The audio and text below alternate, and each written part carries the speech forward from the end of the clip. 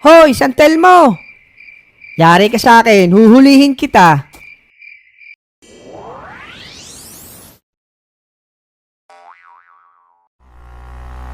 Teka, parang malambot yung gulong ko sa hulihan.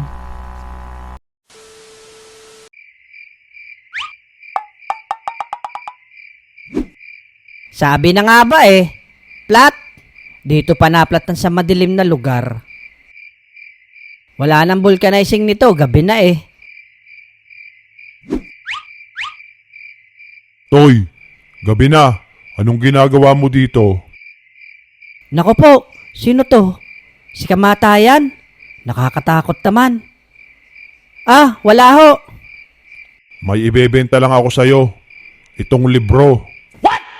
Nako, wala ho akong paggagamitan. Ayaw mo?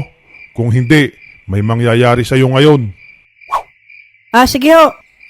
Magkano ba? 2.5 lang. Mahal. Anong sabi mo? Mura na ho iyan. Teka, Yan! Papaalalahanan lang kita, iho, tungkol sa libro. Wag na wag mong titignan ang kahuli-hulihang pahina, kundi magsisisi ka. bakit ho? Uulitin ko, wag na wag mong titignan ang huling pahina sapagkat magsisisi ka. Sige ho, hindi ko ho titingnan. Diyan na kayo. Nakakatakot naman. 1 hour later. Ano kaya yung nilalaman nito? Uulitin ko, wag na wag mong titignan ang huling pahina sapagkat magsisisi ka. Buksan ko kaya? Wag na nga lang. Pero hindi ako mapakali. Gusto kong malaman. Bahala na nga. Titingnan ko na.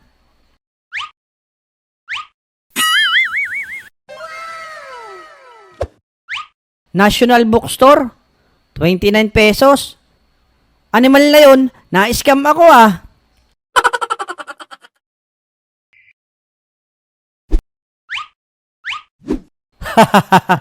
Naisahan ko rin si Bogart.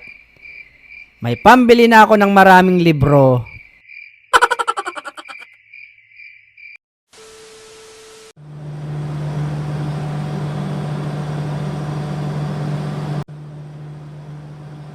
Katumal, ang hina ng biyahe ko ngayon, nakakaantok pa. Hala, sino ka? Boy Iyamot, pangalan mo tama? Opo, bakit ho? Ako si Kamatayan. Narito ako upang sunduin ka na papunta sa kabilang buhay. Hala, Kamatayan? Pwede bang wag mo muna akong kunin? Ang dami ko pa kasing di nagagawa. Oras mo na kasi. May susunduin pa akong iba. O sige, pwede mo akong kunin. Pero inuman muna tayo. Sayang kasi yung beer na binili ko dyan. Tsaka mukhang pagod ka na. Pahinga ka muna saglit. Kung sa bagay, tama ka. Tagal ko na rin di nakakabarik . Ito ba yon?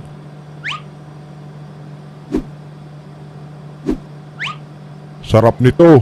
Red rose pa. A few inches later.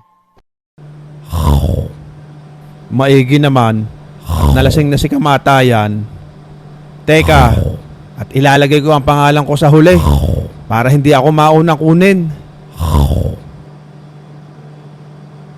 Cup number 1.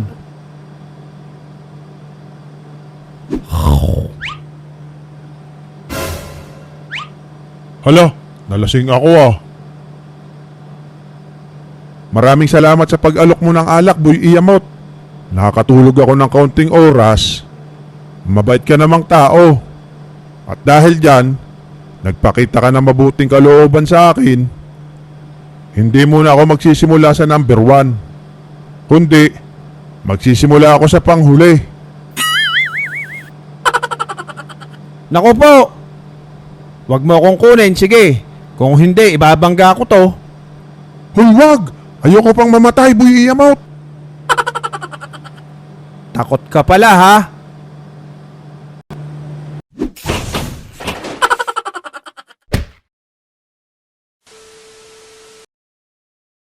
Katagal naman ng batang iyon.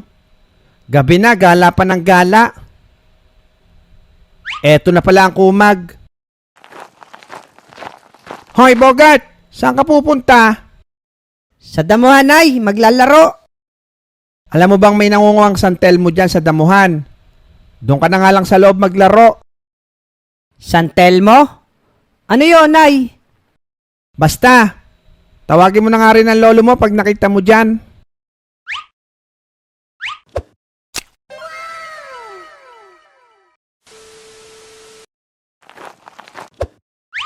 Oh, Bogart Apo, ikaw pala.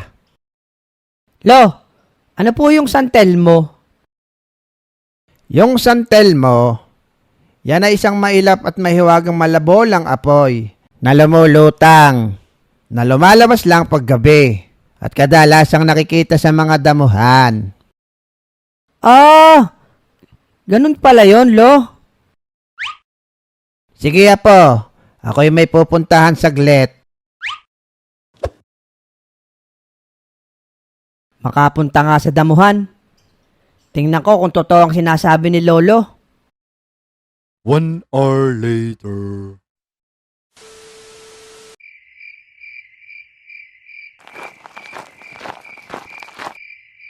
Mukhang dito na yun ah.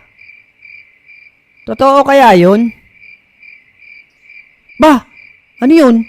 Bolang apoy nga.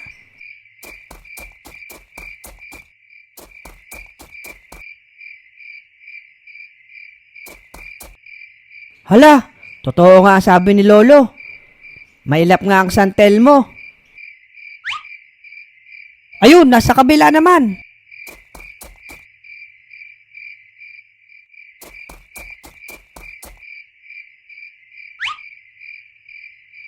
Hoy, San Telmo! Yari ka sa akin, huhulihin kita. Ano ba, Bogart? Bakit mo ako sinusundan? Hala, nakakapagsalita ka? Siyempre!